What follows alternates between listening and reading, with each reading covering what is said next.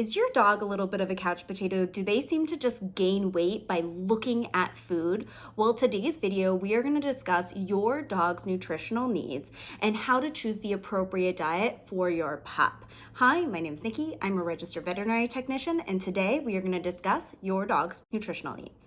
Before we get started, I do want to put up a couple of disclaimers. Number one, every dog is an individual. I'm going to be talking about generalities in this video, but this isn't going to be a replacement for customized nutritional advice. If your dog has a medical condition, I really want to support you in talking to your vet. So this information really only applies to healthy dogs. Probably the most common question I get when I talk about this group of dogs is trying to figure out if your dog fits into the category of inactive dogs. And this really comes down to the amount of calories that your dog consumes in order to maintain a healthy weight. Some dogs tend to need less calories in order to maintain a healthy weight in comparison to others. This is partially genetic, partially individual metabolism. If we are looking at how much your dog's consuming currently, what you need to do is take the caloric density, which is the calories per cup or ounce, and multiply that by the amount fed, then add any treats, chews, or additions. Then we are going to go ahead and compare that to the calculated amount for what we consider an inactive dog, which is going to be resting energy requirements, which is what your dog needs on a basic level if they weren't doing anything. And then we're going to multiply that by a K factor, which is 1.2 to 1.4. Now, if you compare those two numbers and they're around the same ballpark, then we're going to say that your dog probably falls into this category of being a more inactive dog. The next question that obviously comes is, what are the inactive dog's nutritional needs? Generally speaking, an inactive dog does best on diets that are high in protein, typically high in fiber, lower in caloric density, high in nutrient density, and usually low in fat, but not always. And I will explain that kind of how it can go back and forth there. So dogs within this category need nutrient-dense diets. We need to pack the nutritional needs for the size dog that your dog is within a smaller category than if your dog was, say, an endurance runner. They have a lot more calories to meet their minimal nutritional requirements. So dogs that are more in this category of inactive dogs, we see that higher amounts of protein coupled with higher amounts of fiber actually will help increase satiety. So though they are getting a smaller amount of calories, if those dogs are more satiated, this can basically help with weight maintenance. So when we're looking at diets for dogs that are in this category where they require less calories to maintain a healthy weight, having lower amounts of fat can end up with a lower calorically dense diet. And this is where I said like fat content can go back and forth. So with a dry food diet that is going to be naturally more calorically dense, like we think about a kibble, you're going to probably want to choose a more low fat diet because the caloric density is going to naturally be a little bit higher. And now if you do have, say, a moisture rich diet, like a canned diet, a lightly cooked diet, fresh food diet, then you can actually feed a higher fat diet to these dogs because the moisture or the water is going to make the caloric density less. Now, I will say that a lot of the times those types of diets don't tend to be high in fiber, so you really don't have that staying power to help with satiety. So we do have to really look at those numbers to see if this is actually going to be appropriate or not, but your fat content may go high or low. Personally, I found that diets lower in caloric density tend to be easier to measure more accurately by pet parents as well. So if you do have a dog that is more obese prone, having a diet that is, say, for kibble, something that's in the 200 to 300 kcal per cup range. And if you're feeding a fresh food diet, something that's in the 20s or 30s per kcal per ounce is usually easier to maintain a healthy weight on than something that is like 500 kcals per cup or that is 50 kcals per ounce. That's going to be harder to measure, generally speaking, to make sure that it's accurate, especially if you have a really small dog. So let's talk a little bit about your dog's macronutrient needs. And we're going to get into the weeds here. So if you want a copy of this information, you can always check out the links below. I have a blog post that has all these numbers spelled out for you, or you can just take a screenshot. Now, first, let's talk about protein. Protein, we want something that's more moderate high as far as protein in order to provide enough nutrient density within the diet in order to maintain lean muscle mass. I like aiming for about 75 grams per 1,000 kcal. You can go up to about 90 grams per 1,000 kcal if you're on the lower end of caloric needs. I know for weight loss, we usually go towards that 90 as a minimum. Now, as far as fat goes, I like aiming kind of moderate low here just to kind of help out that caloric density. So I aim for about 35 grams per 1,000 kcal. Now, this does vary a little bit. Some dogs have different fat tolerances than others, or for example, carbohydrate tolerances than others.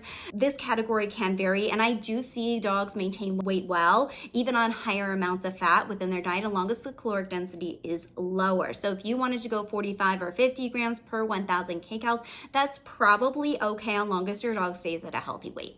Carbohydrates, this again can kind of vary depending on dogs and kind of their individual tolerance. So I will vary that between about 50 to even 100 grams per 1,000 kcal if we're looking for an extremely high fiber diet, or if we're actually go like on the lower end of fiber. As far as dry matter fiber content, I'm going to look for something around 5% or higher. Some dogs achieve more satiety or feel more full above 10%. Now, you're probably looking at your pet food label and kind of being like, Nikki, what are you talking about? All of my numbers are in percentages. You're talking about grams per 1,000 kcal. This doesn't make any sense. Totally point, I get that. But the reason why I'm talking about grams per 1,000 kcal is it's going to be a more accurate way to compare pet foods. That guaranteed analysis that you're looking at is influenced by two major factors. One is moisture and two is caloric density. Now, if you do look at pet food comparison websites, they'll usually give you the dry matter values, which will account for the moisture content of the diet, but it won't actually account for the caloric density. So in order to account for caloric density, we need to do additional calculations if we want to get estimated values. But honestly, if you want to get actual typical values from the pet food, the best way to get them is to just contact the pet food company. What you want to do is ask them for a typical analysis. This will usually be on a gram per 1,000 kcal or gram per 100 kcal. Now, if you don't want to contact a whole bunch of companies and you want to just kind of get a estimate to compare them, you can do actually some math with the guaranteed analysis to convert it to an estimated grams per 1,000 kcal. If you want to learn how to do that, I do have a link below on a blog post that explains how to do it. And if you don't want to do that math at all, I do have a calculator that you can purchase at the bottom for like $7. Those are your different options in order to get those numbers to make those accurate comparisons. Because if you just have the dry matter numbers and you haven't accounted for caloric density, you're not going to be still accurately comparing those diets. I do want to take a pause here for a moment and talk about the common exceptions that we see when we're looking at these diets, because as I alluded to at the beginning, every dog is going to be an individual and not every dog is going to fit like this typical profile. Now, there's lots of exceptions here, but I'm going to talk about the most common ones. The first common exception is dogs that need a low fiber diet. So just like people, some people can tolerate higher amounts of fiber than others can. Dogs are exactly the same here. So some dogs tolerate higher amounts of fiber within their diet and do well on it. Other dogs don't. So where I said that there's that range for carbohydrates and fiber, that's 100% true, but some dogs can't even tolerate 5% fiber within their diet. They need even lower than that. Now, if you have the dog that does need a lower fiber diet, that's totally fine.